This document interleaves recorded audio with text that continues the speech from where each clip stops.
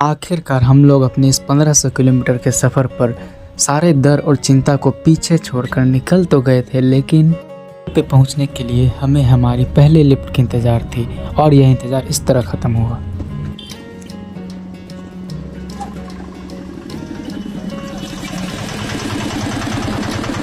देखिए गाइस, पहला लिफ्ट मिलेगा।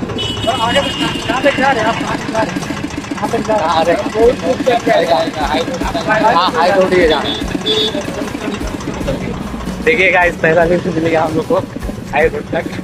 अरे यार बीत रहा है, चलो पकड़ के बैठेगा। ठीक है।